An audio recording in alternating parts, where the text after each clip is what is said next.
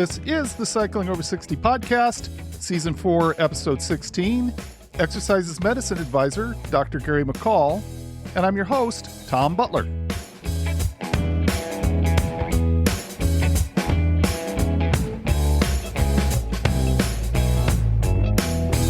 Last time, I closed the build episode saying that I was itching to put real miles on the Warakin and that I'd report back. And here's that report. And I'll be honest right up front, the ride was a mess. I didn't get where I wanted to go, and I spent a lot of the day wandering around looking for a trail I never actually reached. But a messy ride and a wasted ride aren't the same thing. By the time I got home, I learned a lot about the bike. Let me start with where I began the ride, because this part I got right. I rode out from Lake Sammamish State Park. Lake Sammamish is such a beautiful place, and for me, there's something cool about beginning and ending a ride next to water. I didn't get into the water at the end, but I'm looking forward to another ride on a hot day and finishing with a cool dip in Lake Sammamish. Okay, the navigation disaster. I set out for a particular trail and just could not find my way there. And I'll admit something relevant. I'm very dependent on navigation, whether it's on the bike or in the car. I don't have much natural sense of direction. So when the navigation falls apart, I'm in real trouble. On this ride, it failed about every way it could. I ended trying 3 different tools: Ride with GPS, the Wahoo computer's built-in navigation, and also Google. And I still couldn't get where I was going. One specific thing really threw the Wahoo off. I had to stop and fix my saddle height, and because I forgot a multi-tool, it meant leaving the route for a bit to get to a bike repair place. When I got back to the route, the Wahoo saw me coming back and decided I must be heading home. It bypassed the there and back, so that little detour scrambled its sense of where I was and where I was going. And at one point, Google routed me onto a trail that was a horrible fit. Steep, rough, technical enough that it was really more of a mountain bike or hike a bike trail. So lesson for next time, Google's bike navigation will absolutely send you onto that kind of thing. It doesn't always know the difference between rideable and walk-it. But here's the thing, even as a mess, the ride did 2 things that mattered. First, I got a genuinely good workout. I climbed a road that stayed above 10% for a long sustained stretch with spikes up to 15. That's a very specific kind of stress on my legs, and I felt every bit of it. Second, and this was the whole point, I got the Warakin out onto a real variety of terrain. I descended on tarmac. I descended on gravel. I even wound up on that mountain bike trail and descended that. That was the exact testing I wanted. So how did the bike ride? Well, I'm really excited about it. Start with the gravel descent. I was hitting about 18 miles an hour at times, and the bike felt really smooth. That's the components working together the way I hoped. The big 50mm tires aired down to about 55 psi, the lithium carbon fork, and probably the biggest contributor, the red shift shock stop stem. All 3 knocked out that consistent chatter that you feel on gravel descent that is something that wears me down over time. There was a surprise, and that was the road descent. I held 30 miles an hour for a long stretch. I was cornering, and the bike felt rock solid under me, on the gravel tires. I kind of expected the knobby 50mm tire to feel squishy at that speed in the corners, and it didn't. It felt planted. I'm guessing that it's all that tire connecting me to the road. Whatever it was, it gave me real confidence at speed, and that was awesome. All in all, whether I was climbing or descending or just going on a long, flat stretch, I felt like the bike was exactly what I wanted it to be. There was one real concern, and it's a body thing more than a bike thing. At some point, my left knee flared up. I'm wondering if the different pedal and cleat system might have been a problem.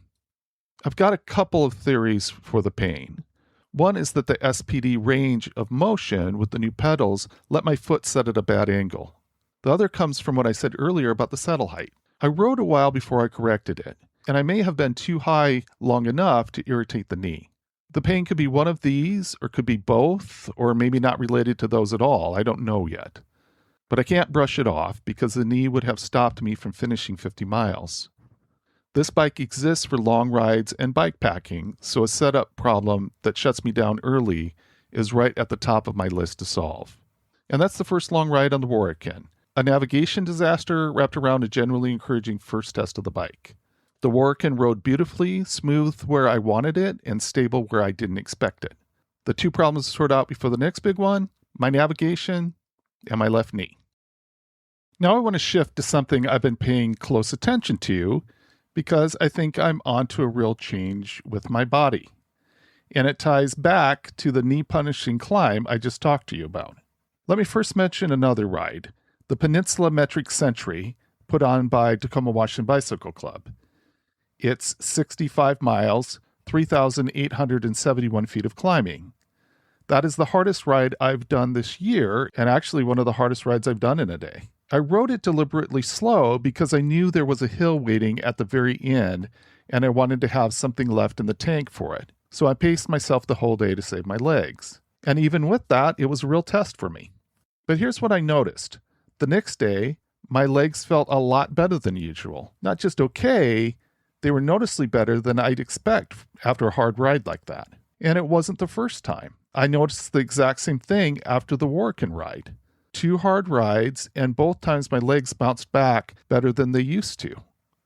At this point, I'm convinced it's real. My recovery is improving.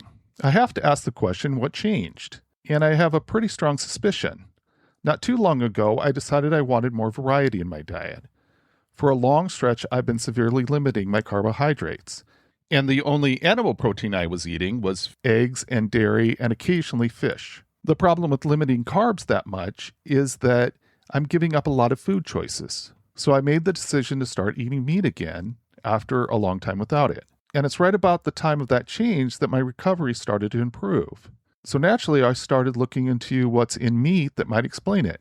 2 things caught my attention: leucine and creatine. I think leucine is a very strong candidate for what's making the difference. Leucine is an essential amino acid, and it acts like a trigger switch for building and repairing muscle. It flips on the pathway in your body that actually does that repair work. And here's the part that matters for everyone listening to a show called Cycling Over 60. That response gets blunted as we age. Older muscle is less responsive to smaller amounts of protein than younger muscle is, which means getting enough leucine becomes more important as we get older. So when I added meat back in, it is likely that I bumped up both my total high-quality protein and my leucine, and that lines up really well with my legs recovering better. There is also the creatine component. I thought the eggs and dairy would have creatine, but it is actually concentrated in animal muscle, so only really small amounts in eggs and dairy. Fish is one of the richest sources there is, but I don't eat enough fish for that to provide what I need. So, adding meat has no doubt been a source of more creatine. In addition, I've decided to start supplementing creatine, 5,000 milligrams a day, which I believe lands on the standard dose that research points to. The creatine supplement is a separate experiment that I'm running going forward. I will keep that supplement regardless of whether or not I return to a vegetarian diet. And that's because of what I've learned about creatine. Creatine may support muscle recovery in older cyclists after long, hard rides through several connected mechanisms. One is as stored phosphocreatine. It rapidly generates ATP and refills energy stores after intense efforts. That is something that may offset something called phosphocreatine resynthesis capacity that tends to reduce with age. The proposed mechanisms are still mostly hypothesized rather than firmly established. Most reliably, it boosts post-exercise muscle glycogen replenishment when taken with carbohydrate, so you may be ready to ride again sooner. That's not as much of a factor for me with my low-carb diet. And creatine also draws water into muscle cells, and this swelling is widely theorized to act as an anabolic signal for protein synthesis and tissue rebuilding. However, the direct human muscle evidence for that link is limited. I think it's kind of a situation where there's smoke, there's fire. So for me, I think it's worth it to supplement creatine and see how I feel. A primary interest to me is these mechanisms may matter more with age, since older adults face what's called anabolic resistance and slower recovery, so anything that strengthens the energy supply and repair signals could help older riders more.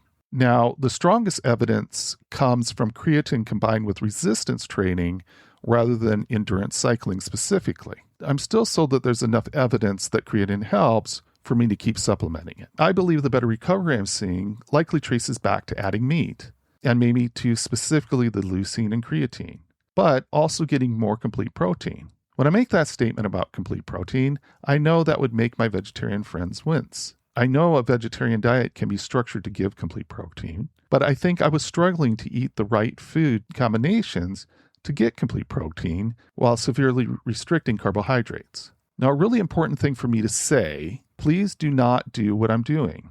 I am experimenting on myself here. I'm cutting carbs hard, changing my protein sources, adding a supplement, and I'm doing it while I'm managing my blood glucose. That's a lot of variables to be moving around at once. What's right for my body and my numbers is not necessarily right for yours. So if anything I've said here has you thinking about changing your own diet or adding a supplement, take it to your physician first and make the change with them. The whole spirit of this show, the bicycle as a medical device, works best when a professional is in the loop. I'm sharing my experiment. I'm not prescribing it. I'll keep paying attention to my legs, and I'll keep posting what I'm seeing and what I'm not seeing. But for now, I'm just glad to be covering well enough to feel better on the next hard ride.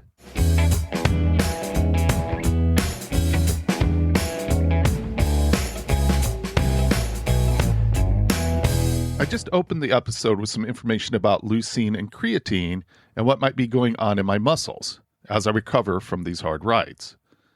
That's me, a guy with a lot of curiosity and a CGM on his arm, taking my best guess at the science. And I can't think of a better guest to bring on than who I have for you today. I sat down with Dr. Gary McCall. Gary is a professor in the exercise science department at the University of Puget Sound, and he holds a PhD from UCLA. His research explores the mechanisms that regulate neuromuscular and metabolic function through physical activity. In plain terms, he studies what physical activity does inside the body and what happens when that activity goes away. He has a particular interest in the effects of both exercise and activity on skeletal muscle and on the metabolic functions tied to chronic diseases like obesity, cardiovascular disease, and diabetes. So while I'm out here speculating about my own legs, Gary is the person who studies this professionally. If you've been with the show for a while, you know one idea sits at the center of everything I do here. Exercise is medicine. And the bicycle, to me, is one of the best delivery mechanisms we have for that medicine. Gary and I have been having conversations about exactly that concept for a while now. He's the one who's been helping me pursue research funding to look at the real impact that cycling can have later on in life.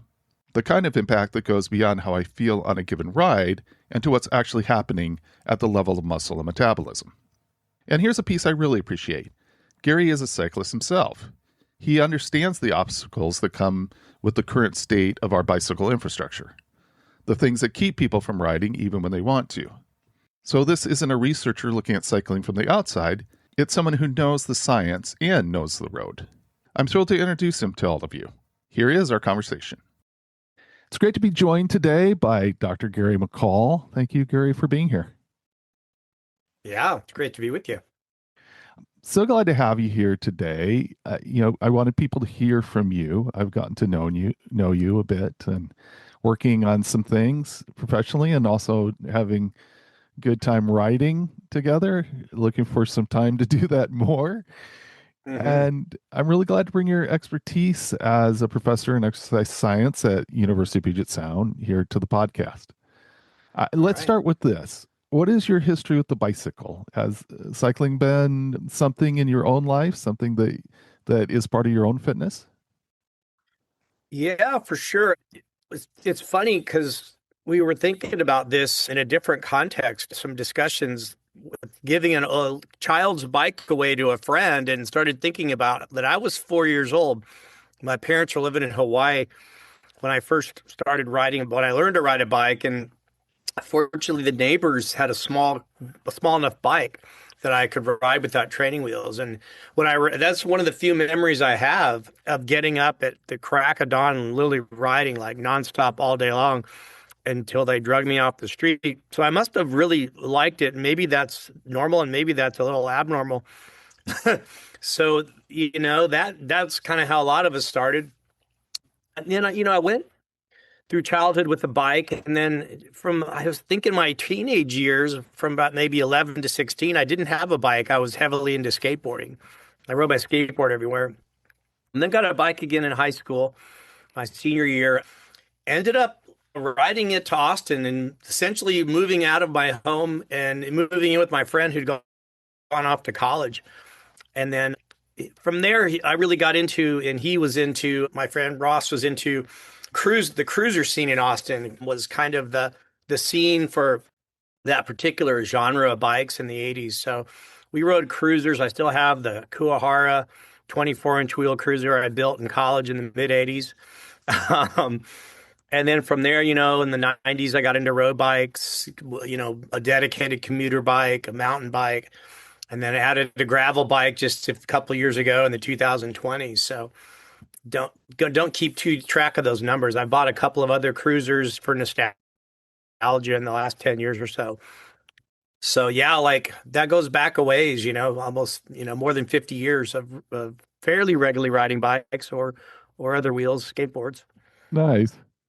Now, at some point, activity became more of a professional interest to you. You got interested in the field of exercise science. How did that happen? What pulled you into that as a career? Well, really it was in college, I was bodybuilding and I had not really picked a major. I had been undecided and they said you got to be something, and so I said okay, I'll be liberal arts.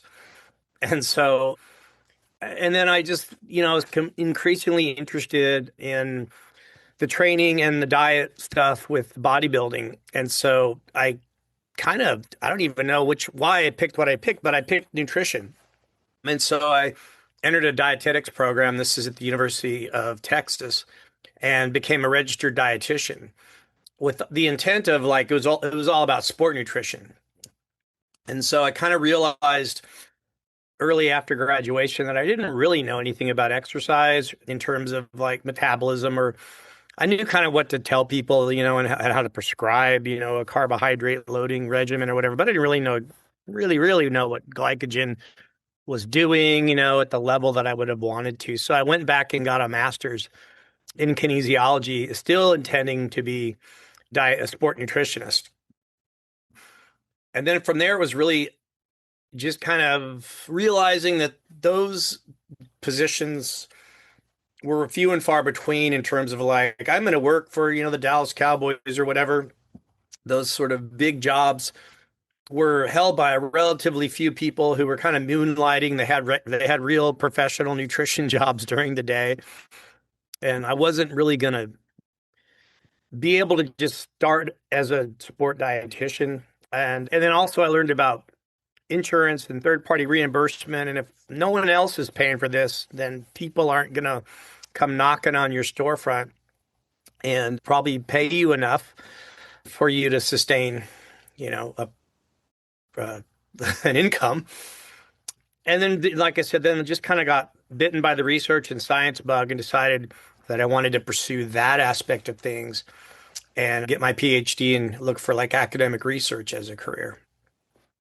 At some point along the way, this term exercise as medicine starts becoming more used. I mean, I think as a concept, it's been a concept for a long time, but there becomes kind of this use of it. I'm wondering if you could talk about that, about hearing about exercise as medicine as a strategy. Yeah, and I realized that I kind of had a unique exposure to it, perhaps. And when I first remember hearing about it was in 2010 at our Northwest Regional Chapter meeting of the American College of Sports Medicine. There was a tradition of having the past president of the National ACSM be our keynote speaker. And so Robert Salas, a physician, was the president of ACSM around 2008. And this was at a 2010 meeting. So he was the past president, and he was doing speaker tour to regional chapters. And he was actually the person who started exercise as medicine, along with people at the American College of Sports Medicine and American Medical Association. So he's a physician who specializes in sports medicine, I believe, with Kaiser Permanente in Southern California. And he and what exercises medicine sort of began as, and really kind of is within the structures of like professionally for me in the American College of Sports Medicine, is this clinical initiative. And the goal is that exercise should be a vital sign in medicine. And at every visit with the physician, the patient should be, asked about, screened for their level of physical activity. And if it's indicated that by having a lower dosage of exercise than the guidelines would prescribe for health and fitness, that there would be some action taken in terms of an exercise assessment, perhaps, or exercise prescription.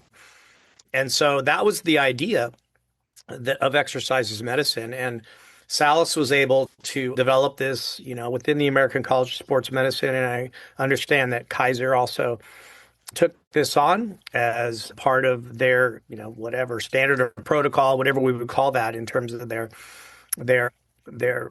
for their visits as a vital sign, and charting that kind of interaction with the patient.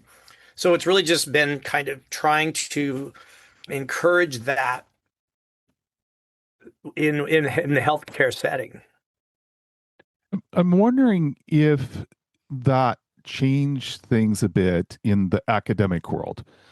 You have this collaboration between the American Medical Association and American College of Sports Medicine, and you've got a big system like Kaiser that sounds like it was promoting it, that it was elevating it, however you would characterize that. How did that change things as far as how students are taught, or did it need to change things? Were the programs already there, and this was just a framing of it for the general public? Yeah, my experience is that it doesn't seem to have changed what most academic departments do or how they structure themselves necessarily. So it's not like, this knowledge within the field that, these wide-ranging benefits of physical activity was groundbreaking news, to us. And so, like, as I just described, exercise as medicine was sort of this niche and sort of clinical sort of initiative within Kaiser system. And then it seemed to, ACSM, was sort of promoting this more broadly. We're always doing some public relations things, like what do we do to get the message out, to influence healthcare and people to participate in this activity for their health. And so I think it got some legs, kind of within public health arena, perhaps. ACSM started this exercises medicine on campus to extend this to these, college and university environments and promote this mission in the context of these environments. But ultimately, the ACSM mission for exercises medicine on campus is still ultimately about getting the campus healthcare system to recognize exercise as a vital sign and establish some kind of system for exercise assessment, prescription, some kind of referral kind of, structures. And then more broadly, of course, there's encouraging the culture of physical activity for fitness and health, in the campus environment. If you go to exercisesmedicine.org, which is the site that is dedicated to the ACSM focus with it, it seems like they lean heavily on the disease model of health. You can find, basically prescription sheets on all kinds of disease conditions. I'm wondering what you think about that. Is that disease specific focus an important frame? Yeah, I guess I see it as more of kind of a wellness model, that perhaps acknowledges that a majority of the chronic health conditions and diseases are either the direct cause of a sedentary lifestyle or at least heavily influenced by inactivity.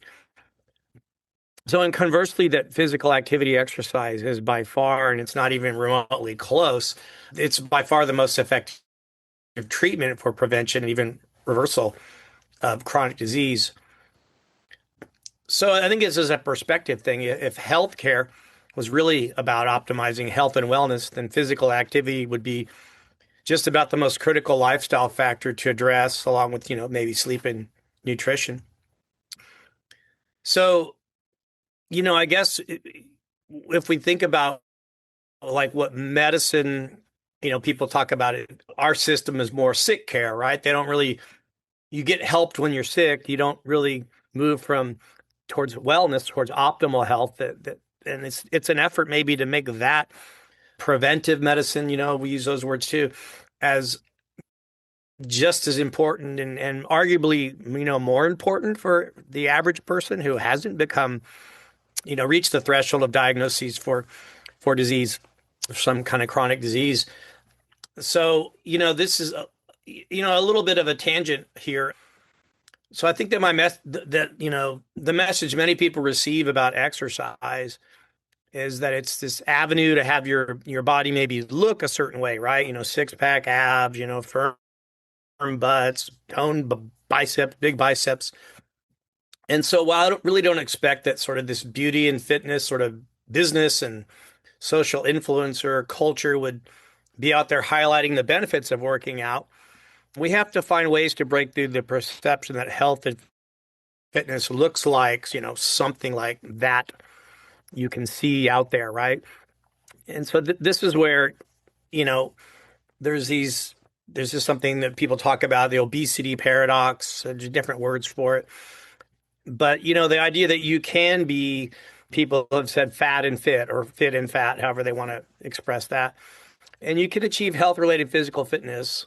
It's more about meeting minimal levels of the physical activity.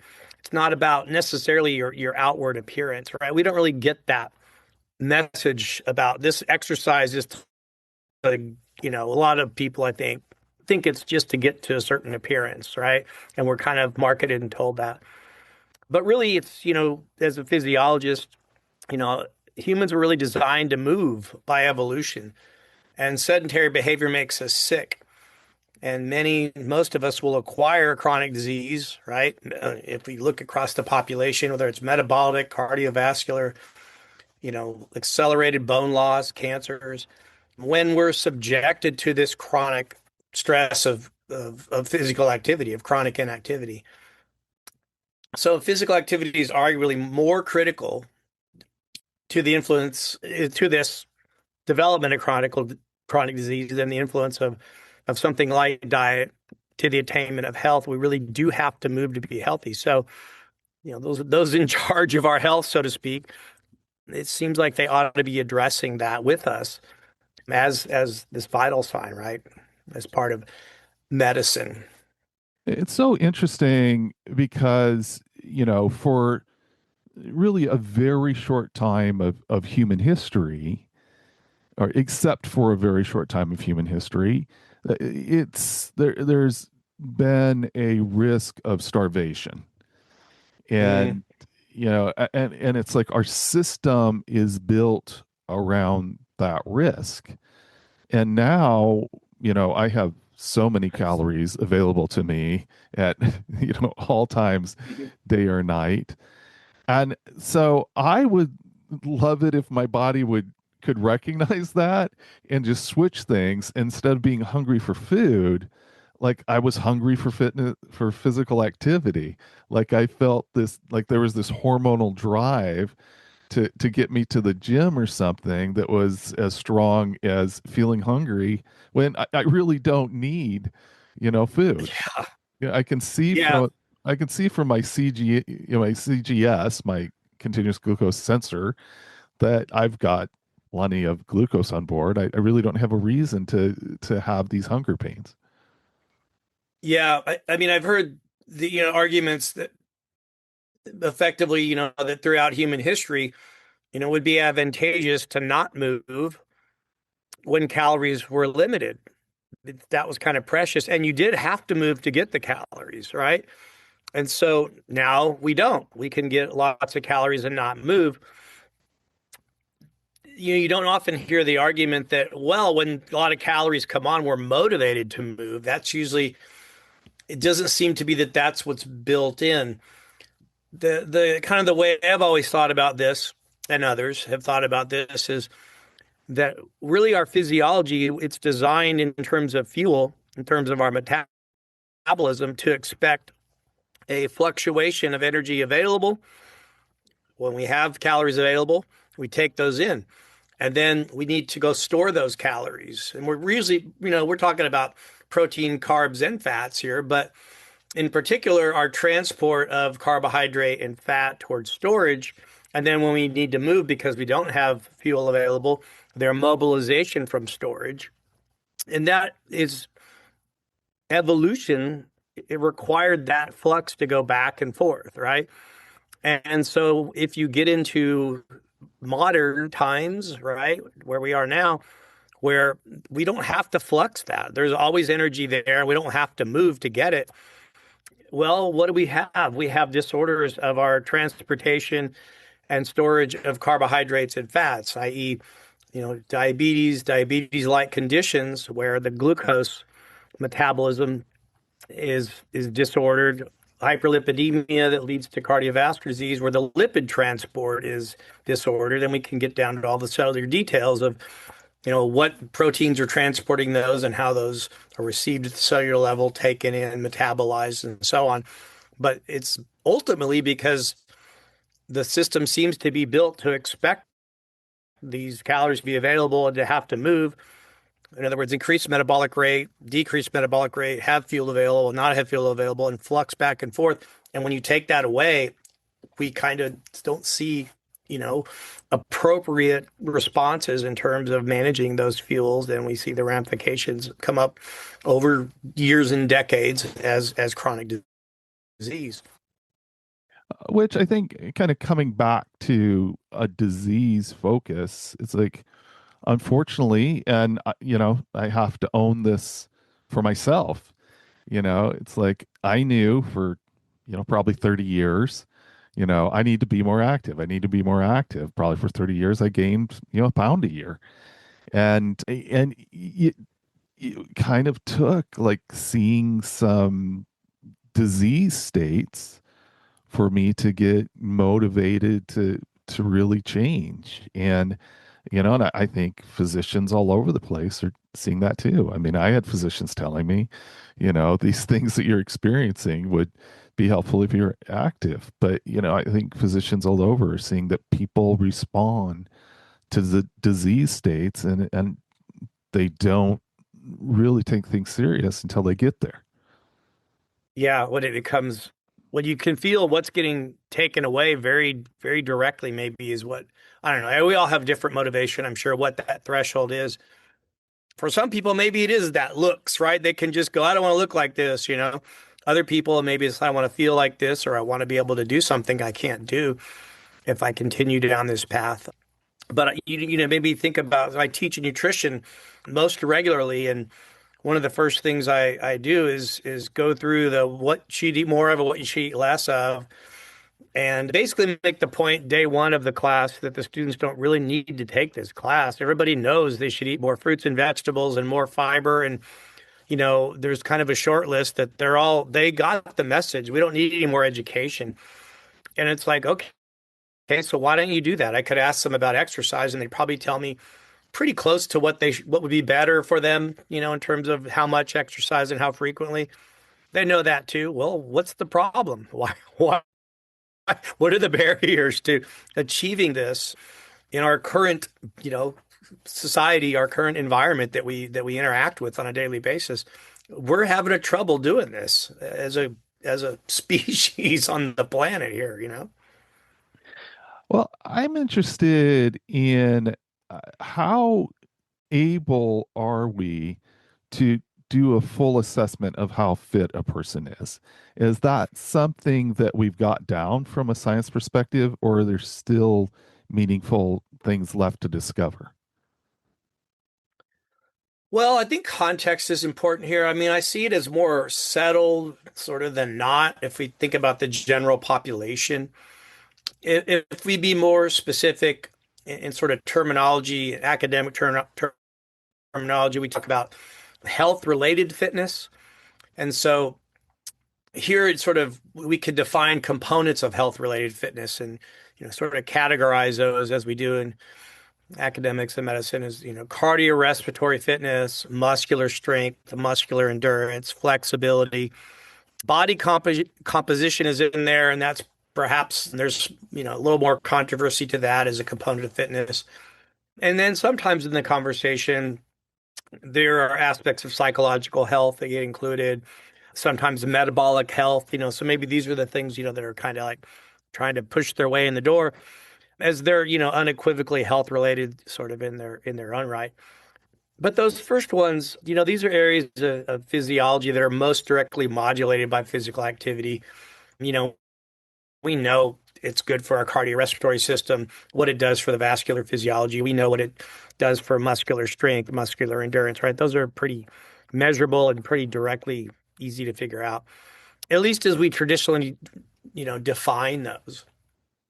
So that, we're going to continue to learn cellular molecular details, and those kinds of things. But, if we talk about just fitness for the most folks, we can take those components, assess those, test someone, right? Assess their fitness in those categories and have a lot to work with in terms of improving their health and know a lot about where what your rank is, what percentile you are, what that means in many cases for your risk for developing, chronic diseases and conditions, and what it means to reduce your risk if you are or to improve some of those aspects of your fitness.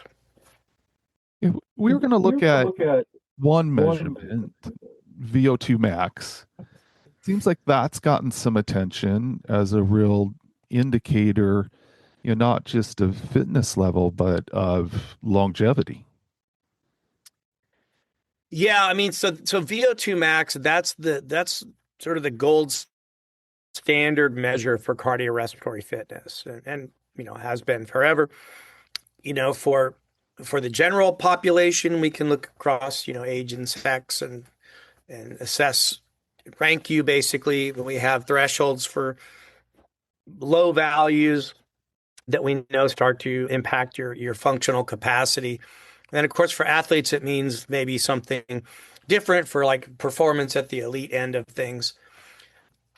The longevity part, I think we start to mix in some of the social media hype, even if they are things that are, that some physicians and physiologists, scientists might have their hand in. And certainly there's data about your cardiorespiratory fitness now and your longevity. I mean, there's data about your hand grip strength now and whether you might have diabetes and how long you might live. So that kind of, I guess, speaks to how important these components of fitness are for your health now and how your health now predicts your health and, how long you're going to be around, and your quality of life for that matter too, not just your quantity of life. So I don't know if that sort of answered the thread you were on there, but I think, I don't know. I think how important is it? I had someone just the other day ask me, should I get a VO2 max test to kind of find out what I did? And I'm like, like I basically steered them towards don't go pay a bunch of money at a lab to get one. They're not competing as an athlete, nothing like that. Typical kind of younger to middle-aged person. I told them about a test they could do around a track where you can estimate your VO2 max and rank your fitness. And yeah, you can track it over time. You start to get more active. You see you're improving. You see where you are in terms of risk and so on. But, whether or not I can do your VO2 max and say you're going to live to be 85 or you're going to be dying sooner, I don't know that I would never hang my hat on sort of one sort of value. I think there's a little bit of hype right now about that more than substance, although I'm sure there's some good research that would support those ideas as well. I guess what I think of is what is something that people should be doing. For me, I don't think the scale was ever a great thing, a great piece of data for me.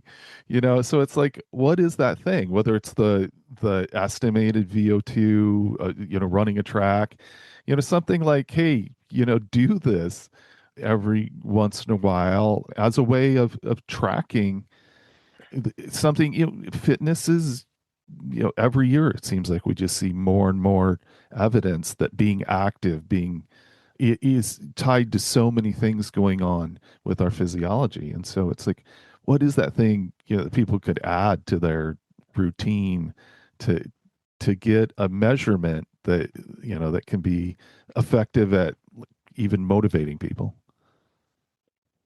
Yeah, I think just a basic fitness assessment, which even I would imagine that, some of the, I don't know that this is the case, but I imagine that some of the more sort of reputable like health clubs, you can pay to have some basic fitness testing done, which are going to probably use some of the same types of, sub-maximal tests and estimates, lower tech kind of estimates of some of these measures like VO2 max, but also look at some of your strength and your muscular strength, your muscular endurance, your flexibility, as benchmarks to help in prescribing, tailoring a fitness program for you. And so certainly knowing where you rank for your age, are you above average? Are you superior? Are you excellent? And so on. And as you age, seeing that sort of track in those higher levels would certainly, be predictive of continuing to be in whatever word we assign to it, better, superior health. So I think there's certainly value in that. I don't know if that you would necessarily need to do any of that if you're following some of the fitness guidelines, that's, think of that as like those guidelines that we've talked about them that you can get are that are published by like Department of Health and Human Services and American College of Sports Medicine that we all hear about 150 minutes a week of moderate to vigorous physical activity and strength exercise for most muscles 2 to 3 times a week. And that's basically the main. That's kind of the what we all ought to do, right? That's not like going to make you an athlete. That's going to move you out of the risk. Those are established because they move you out of risk related to chronic inactivity or sedentary behavior. And so, knowing that you're meeting those marks, I think, and then you can assess the fitness. And if it's, there is a dose response here. So if your muscular strength is still kind of low, then you might want to do a little more of that or whatever. So I think those are valuable metrics to kind of know and understand, but you don't have to get, you don't need to spend half of your bank account on all these kinds of tests in order to like achieve health.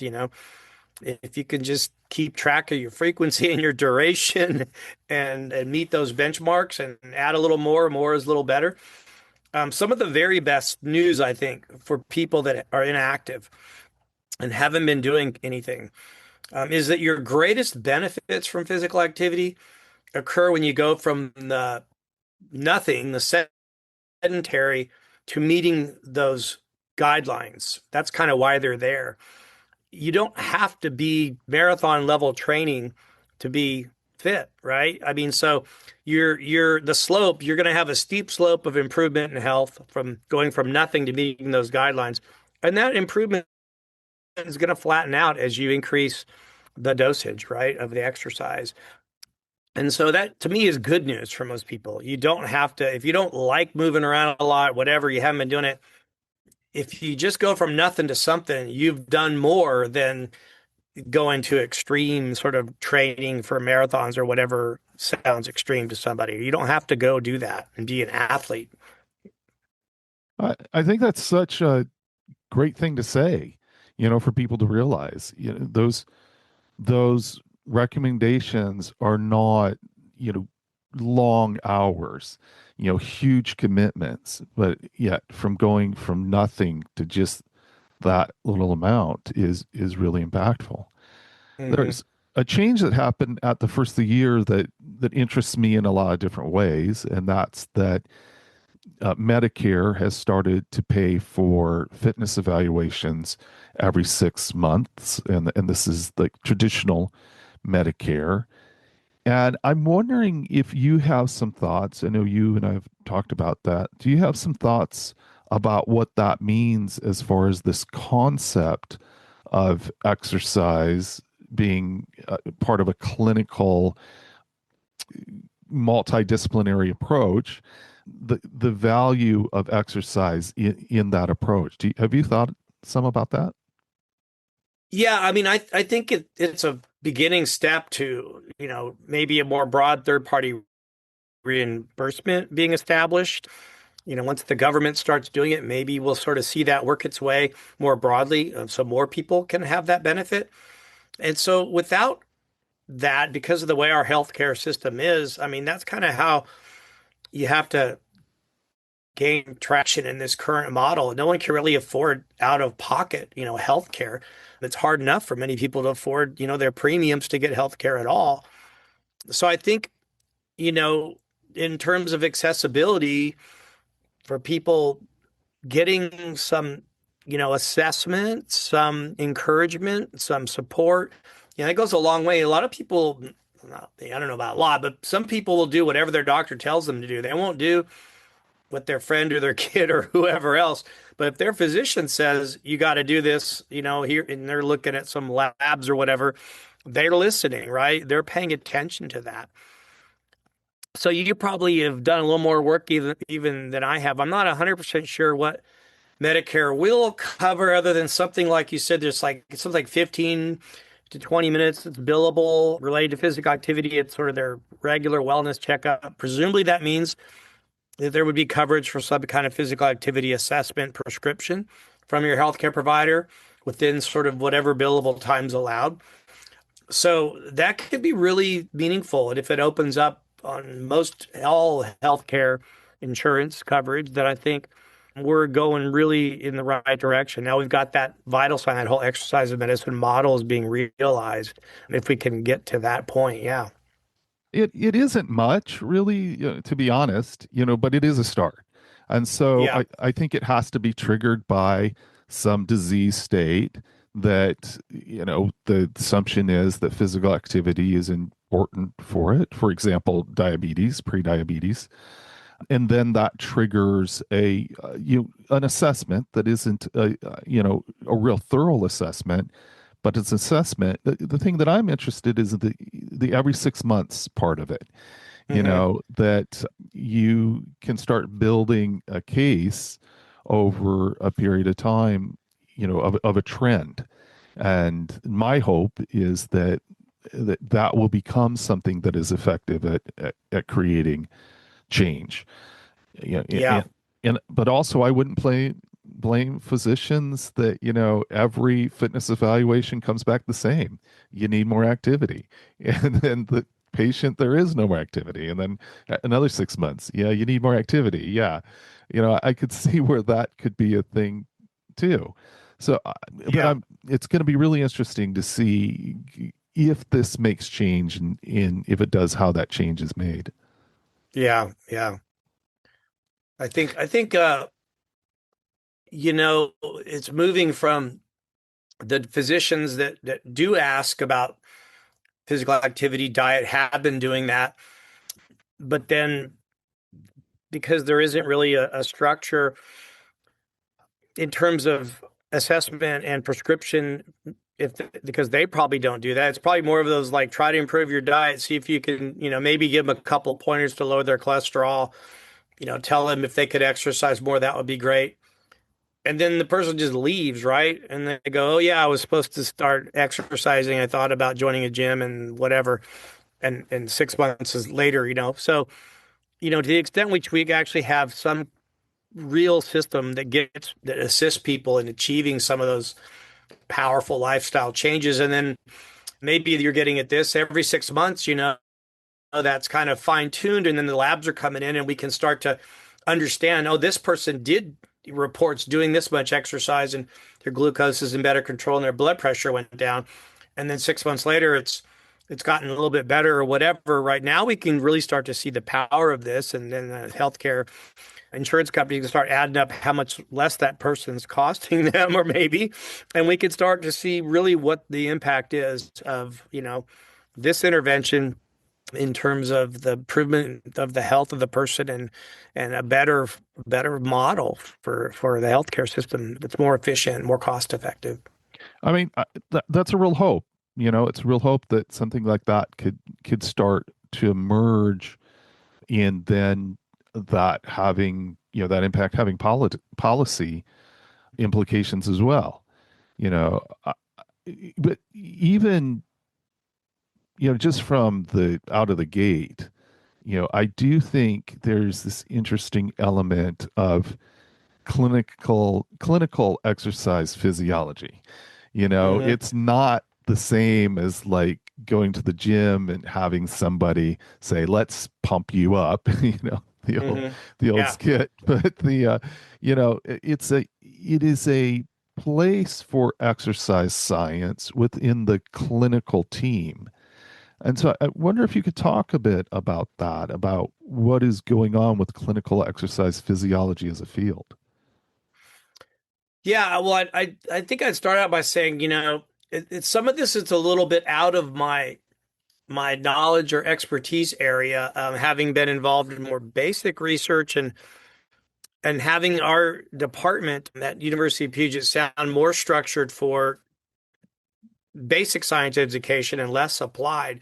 Although I do flirt with this area. So what I understand historically, I guess, is that like credentials offered by the American College of Sports Medicine, primarily in the clinical environment, and others, but this most typically has been in something like a cardiac rehab, the position for an exercise physiologist with certification in cardiac rehab that would be part of the team to, do things like clinical graded exercise testing, which may, go up to VO2 max, but looking at things like electrocardiograph responses, gathering that information for both diagnostic purposes as well as post like MI for the rehab part and exercise prescription and monitoring, that in, the careful kind of environment for progression you'd need there.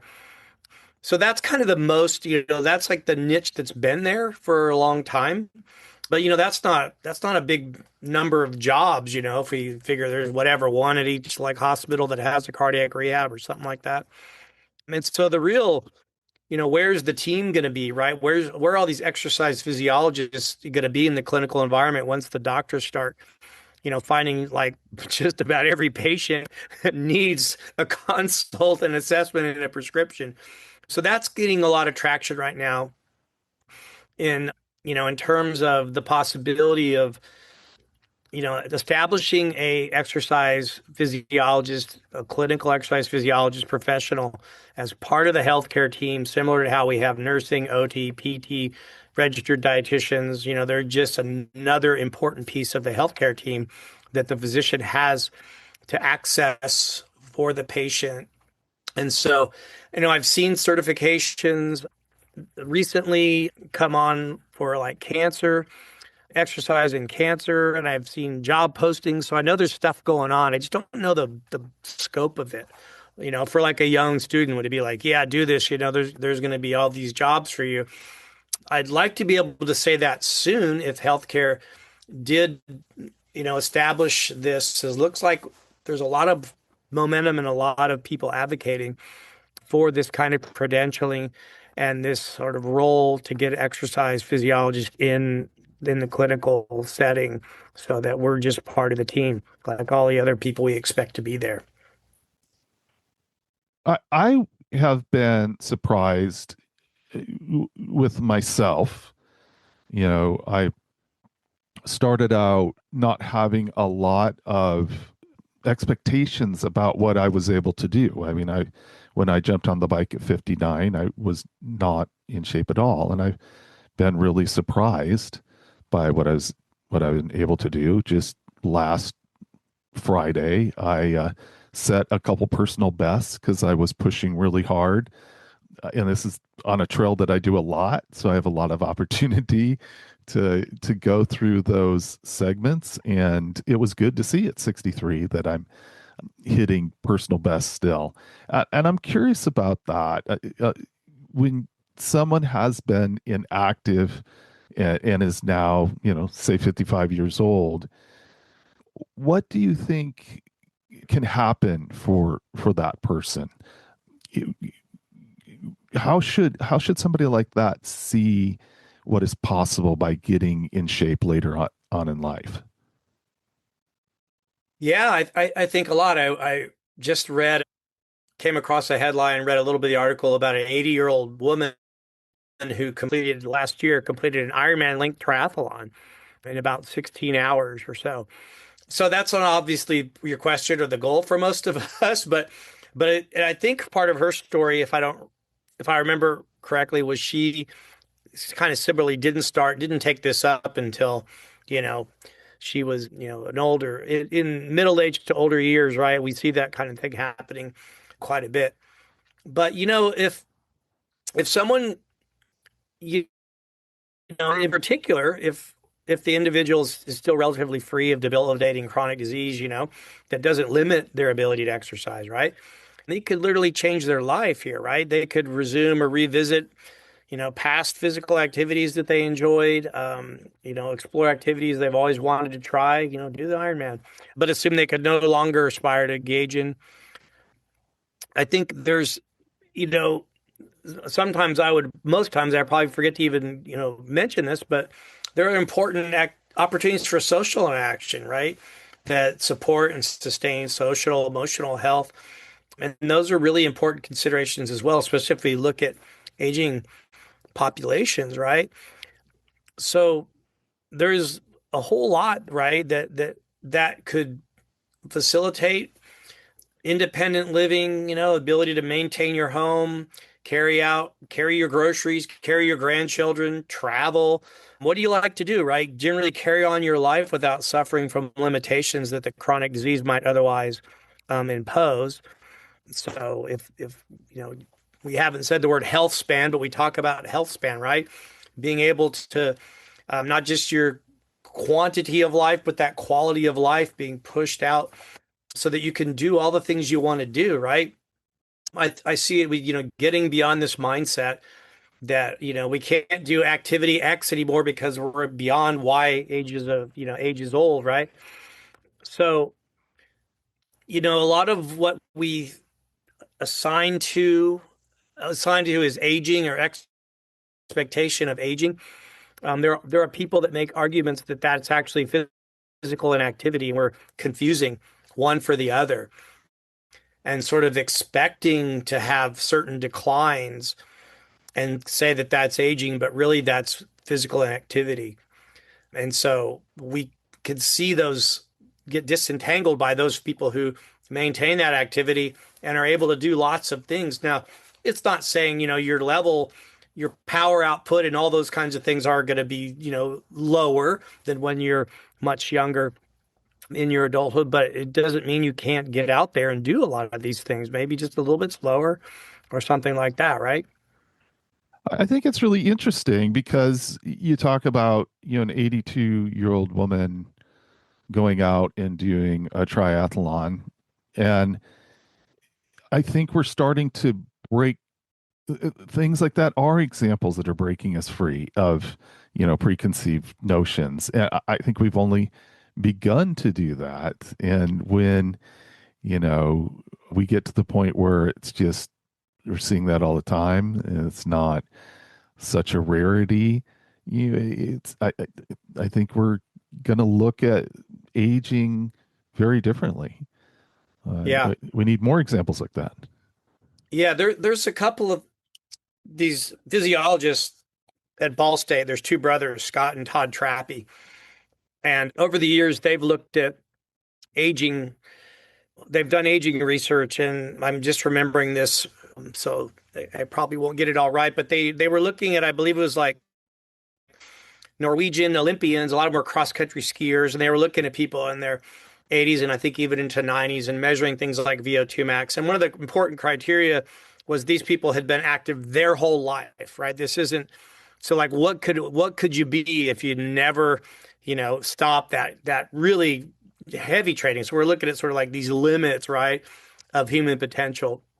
And I don't remember like their VO2 maxes, but it was something like they looked like 40-year-olds, kind of like physiologically for some of these fitness measures, something like that, right?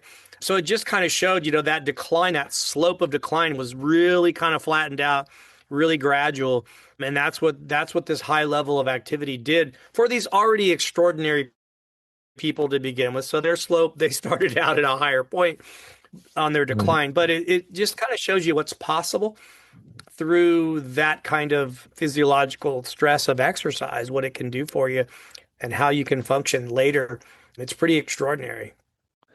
Well, you are helping out with the project, and the University of Puget Sound Exercise Science is involved with the project that is near and dear to my heart, which is called the Cycling for Active Aging Network. Mhm. And so you guys are helping provide some academic input for it. And I'm wondering what you think about that. How do you think about getting previously inactive people later on in life out on a bike? Well, I think, from a standpoint of whatever their physical ability is and whatever challenges there might be, cycling is a fairly accessible option. It's weight supported, it's low impact in nature, right? You can adjust the intensity, you can ride very slowly if that's how you want to or need to, right? You can adjust that workload to achieve greater fitness if that's what the person wants to do. And so, it's very, very accessible in that regard. The primary barriers are probably the perceived or real costs, maybe, and perhaps we've talked about recently the safety in terms of accessible places to ride. So it is a good mode of activity to consider for people that may need to start with some kind of accommodation, and then just consider what their comfort zone is, I guess, in terms of like doing that or where they would do that and the kinds of concerns they have about that. You know, I think there's ways to get on a bike.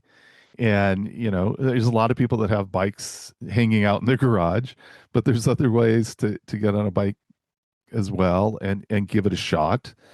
And I guess what comes to my mind is, someone who's inactive and is just starting out. Do you have some thoughts how that process looks? I think for sure people can understand that it's not going to feel great when you first start out, but can you talk about kind of maybe a little bit of the adaptation that takes place and how you can feel better as time goes on? Yeah, I think, I mean, I can relate to this. Those I go out and try to do the same bike ride that I did last summer, and I'm not having as much fun, and I'm upset with myself for losing some fitness. And then I get that base level of fitness, and I'm like, I'm really enjoying things more. I still like to challenge myself and go harder and whatnot. But I think what we have to realize is that someone maybe who hasn't been exercising, asking them to go up a flight of stairs, they might be at a VO2 max level of exertion. That's the same as me trying to go ride up Rainier or something, some big effort. And so it's the same level of exertion. And so adjusting that accordingly, to get them started and understanding where they are. And, the worst thing you maybe could do would be to take that person out and just have them be miserable and suffering. Then, yeah, they're not going to want to do that anymore, right? So you have to sort of dial this back and understand where they are physiologically. And it may be really, really slow, but that's still that stress, that physiological stress of exercise. They're going to adapt to that. They're going to start to improve their cardiovascular function. They're going to start to build some muscular strength and endurance, even if it's not a strengthening sort of activity. If they're coming from a really weak place, they're going to build some strength from their cycling too. And so as you kind of just, I would focus first on, I don't care how far they go or any numbers. I don't care about anything. I just wanted to go ride their bike 3 times a week or once a week, 2 times. And then we'll start, once they're doing that regularly, it's like, okay, well, can we go around the block twice now and whatever? Try to get the frequency, duration, don't even worry about the intensity. And then if they want to start riding it a little bit harder for half a block and whatnot, I mean, you just kind of have to build that back, as they feel they can do it and it's not, unpleasant for them.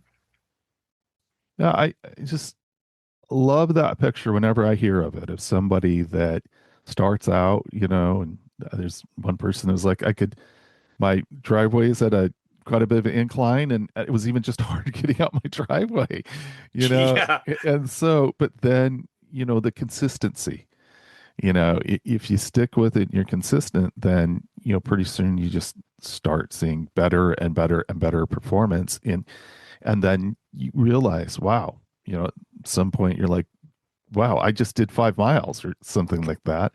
And I just love it when people have that kind of discovery. Yeah. Yeah. I think that's where some of the structures that we've talked about have potential to help. If you could sit down with somebody and figure out, whether it's cycling or something else, do you know about this? Have you thought about doing this? I know we've talked about e-bikes whenever, like, do you could get a bike that would has a motor that you have to pedal, but that has a motor. So you'd be able to, go a little bit faster, maybe keep up with your grandchild or whatever it is, right? You'd be able to do the activity and then you can turn the motor off later or whatever that means. But we could get you out there, right? We could get you on, if your stability is your concern, we could get you out on a three-wheeled bike or some recumbent bike or something. If you have these limitations, there are people that work in adaptive physical education. That's what they do. Now, some of that's for physically disabled populations, but we're not that far off of that conversation. Some people can hardly do the activity, right? They might require some accommodation to get going, right? Or at least that helps them get over that barrier and have some enjoyment out of the activity. Or why would they do it? Their health motivation is there, but their safety is important. Their enjoyment is also probably on equal footing and maybe more important than what their health benefit might be. Well, I'll give you a specific story, which is element of it. I think is kind of funny because I went out recently with someone who was on an e-bike. This is someone that doesn't bike that much. We did 30 miles, and that was I think the longest bike ride he had ever done. And so at one point, I was pretty tired, and I was drafting off of him, which was, you know, like he had a pretty upright position. He really created a lot of good draft.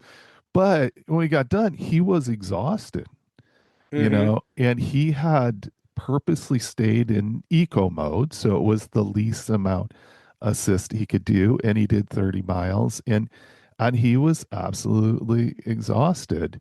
And I think it was just a really good illustration that we got to ride together, Yeah. and we had fun doing that. That wouldn't have happened if he hadn't had an e-bike. And at the same time, he just got a really serious workout. Yeah. Yeah. I had a little bit of a similar experience at my daughter's wedding on San Juan Island. So it's hilly out there. They arranged for e-bike rentals and do a bike ride because that's a big part of their life together. And my sister was out and she hadn't, there were people that were just saying, I haven't ridden a bike in 15, 20 years, whatever. And it was a pretty good ride. Most people had their butt sore more than anything else. But I'm riding next to my sister and it's a little bit of an uphill. And I'm like one of the only ones not on an e-bike. And she's like, well, I don't think mine's really working. It's not really doing anything. And I'm like, oh, really? I'm like, well, push this or that button, whatever. And she turned off the motor and she's like, oh, yeah, it's really working. So she turned it back on, and so she didn't even know that she was getting an assist. It didn't matter. She was out there riding around, but she rode, I don't know, it was like 20 miles or whatever. Hadn't ridden in 20 years and rode 20 miles. And so that was kind of the story for most people. They had a little discomfort in the saddle the next day. Um, But that allowed them to go out and see this beautiful place and have this activity. So I don't know, maybe some of those people should have done a little study, followed up and see if any of them started riding bikes again That would be from really that. interesting. I would love to know Yeah. that. Yeah, I mean, I think we're going to have an opportunity to assess those kind of things. Well, I want to wrap up here. We recently had a conversation with someone who does a lot of research in the area of exercise physiology, and he was super negative about people being able to be active just because the built environment is so poor. And I'm wondering if you could Hmm. comment on that. What is that obstacle, to having an active lifestyle as a country? Well, I mean, if we stick specifically to cycling, right? That's kind of what we were doing in that conversation. I think, you know, we have these barriers. Well, if we think about cycling for sort of transportation, work, commuting, going to the store, whatever, where the perception and the reality of the safety is keeping people from doing that. If we think about cycling for the fitness and recreation, then we can get people out into some of these areas that have been developed, bike only trails and so on, maybe bike lanes or other areas where they feel they have that safety. So I think we have to think about, you know, what what that person is willing to or feels safe doing. And the bike might be part of their fitness routine, but then we may be having conversations about other ways to move and be physically active in the workplace before and after work to supplement because we can't get that dose of exercise from a cycling only kind of exercise prescription. So I think we have to acknowledge that kind of reality and perhaps encourage the political structures to help us start to change our built environment to be more friendly for cycling for all of the benefits, whether it be just the physical activity, health of the person, or the environment, the livability of our communities. I do think it's a significant thing because, people, one, have to be willing, but then they have to see it as safe. And, I'm really interested. And after that conversation, I've become even more interested in how do you create these opportunities? How do you help people feel comfortable? And it's not going to start out with change everything. It's just not going to be that way. And especially right now, there's even not a lot of desire to create safe bike infrastructure at the federal level. But what can we do to try to create these safe moments for people to get out? Yeah, I mean, I'm just thinking of a couple of the community rides and things that go on in Tacoma, and you know, some of these is opportunities to teach people about how to interact with the current environment we have as a cyclist to be safe and to feel safe and to know where the dangers are, and maybe go right on this street. There is a bike lane over here. Whatever kinds of advice could be given to somebody who wants to get out and cycle more, but it senses this is a barrier. And I would imagine, the earlier conversation, if you're starting out and you're already, physically stressed by the exertion that's required of you because of your fitness level, and now you have to pay attention to this what seems like a crazy dynamic environment where you're in danger, that is just another thing, right? I know, that it's like a different scenario. Someone like myself who's been commuting for 40 years, mostly on a bike, and I'll ride and change lanes and, I'll play in traffic, right? I feel more safe doing that than, going onto the sidewalk and doing different sort of things I see people do that they're doing that because they feel more safe to ride on the ride, and then all of a sudden they're in a crosswalk, and I'm like, yeah, that's kind of confusing. Are you a pedestrian or are you a cyclist?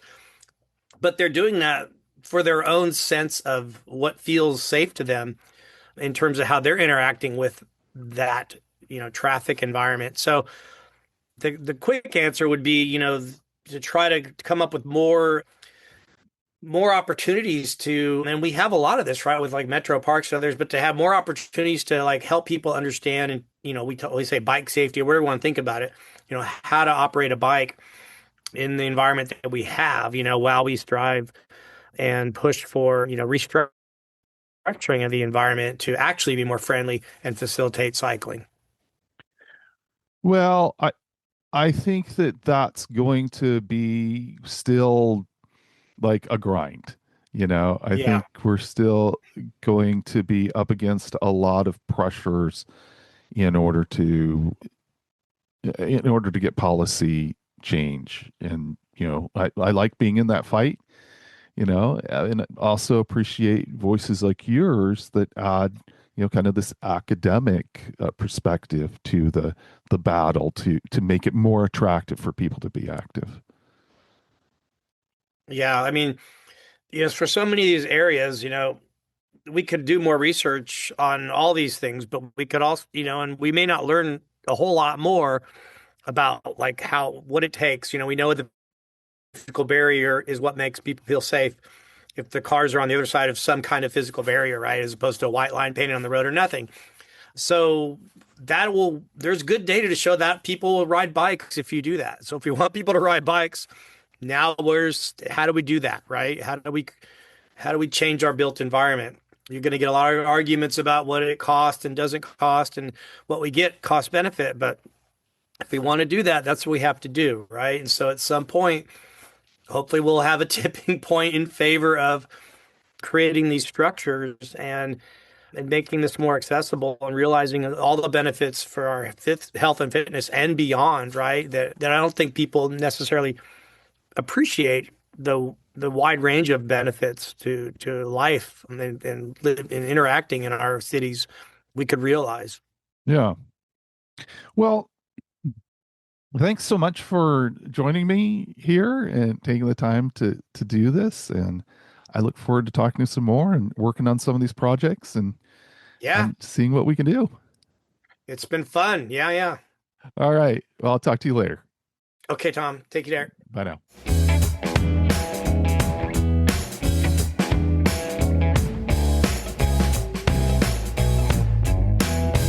I feel really fortunate I got connected to Gary. His input with Cycling Over 60 brings real academic value. In this discussion, I particularly like the thoughts he had on a couple things, and I want to sit with them for a minute before we close out, because I think they matter for just about everyone listening. First one is something Gary said about where the biggest payoff from exercise comes from. And it surprised me a little on how strongly he put it. He said the steepest part of the curve, the place where you get the most benefit for your health, is when you go from doing nothing to just meeting the basic guidelines. Not from training like an athlete, not from logging huge hours, just from getting up off the couch and hitting those pretty modest targets we all hear about. Something like 150 minutes a week of moderate activity and a couple of strength sessions. After that, he said, the curve flattens out. You keep gaining, but the gains get smaller the more you pile on. I would like that to be motivational for everyone that hears it. I do believe that I see massive benefits from getting out on a regular basis and pushing myself and really training like an athlete. But it's that inactivity that is such a huge thing that when you go from that to just moderately exercising, then you see huge gains. And I want to make sure that that concept really sticks. Because when we see someone, a beginner out there, doing very little, sometimes we might see that and interpret it as they're not really doing much. The beginner who goes from zero to something is on the steepest part of the slope. The person we see struggling with just a few miles, they might be seeing the biggest changes the fastest. The second thing that really stuck with me is bigger. And it goes right to the heart of why the show exists. Gary talked about how we confuse aging with inactivity. He said a lot of what we write off as simply getting old is, a good deal of the time, not aging at all. It's deconditioning. It's the body responding to years of not moving, and we learn to call that aging and just shrug. And he backed it up. He pointed to research out of Ball State on lifelong athletes, some of these Norwegian skiers up into their 80s and even their 90s, and on a lot of fitness measures they tested looking like 40-year-olds. He mentioned an 80-year-old woman finishing an Ironman triathlon. Now, these aren't proof that every one of us can do that. Most of those people stayed active their whole lives. So they started high and declined slowly. But that is exactly the point. The decline isn't a cliff, it's a slope. And how steep that slope is has a lot to do with whether we keep moving. I'll tell you why that one hit me personally. Early in our conversation, I mentioned that just recently, at 63, I set a couple of personal bests on a trail I ride all the time. When I first got on a bike at 59, I was not in shape, and I didn't have a clear sense of what was possible for me. So to be getting faster now at this age, that's me living out the very thing Gary is describing. Some of what I quietly assumed was my ceiling because of my age was really just where my fitness happened to be. I hope all of you are experiencing the benefits that come from being consistently active, and you are finding the things that help you recover quickly from a hard ride. And remember, age is just a gear change.